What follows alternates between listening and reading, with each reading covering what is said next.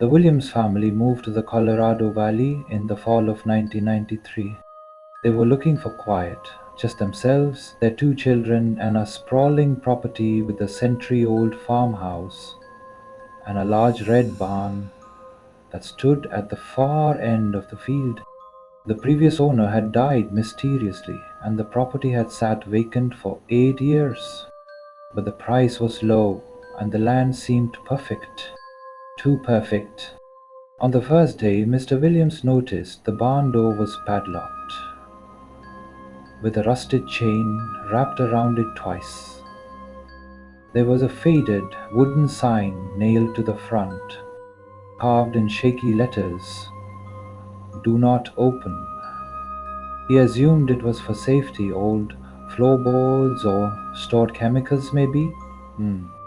But when he asked the local agent about it, she just said, "Some things are better left sealed," and she wouldn't say more.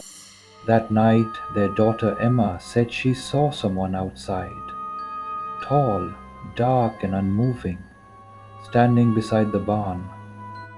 Her parents brushed it off, but the next morning, the chain was on the ground, the barn door slightly ajar. Mr. Williams tightened it again using his own lock, but each night the door came open again without breaking the chain or lock. It was as if it opened from the inside. Then came the sounds, scraping, rattling, low groans, like wood bending under pressure. The family dog refused to go near the barn after the third night. He sat on the porch and stared at it, growling, until dawn. Then, on October 11th, the eldest son, Ryan, didn't come in for dinner.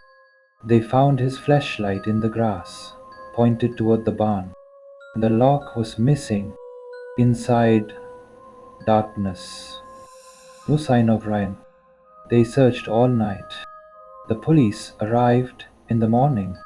They searched the property, brought dogs, used drones. Nothing. Then the lights in the house began to flicker. The phones rang once at 3:17 am, just static on the other end. And then a voice.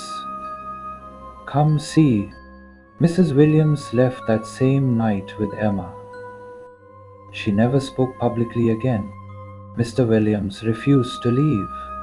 He boarded up the barn with nails and planks, but neighbors said they could still hear him talking at night to someone or something in the barn.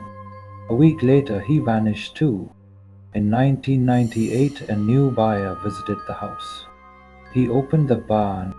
What he saw made him faint instantly. When authorities arrived, they found the barn completely empty, except for 7 child-sized handprints burned into the far wall. They're still warm.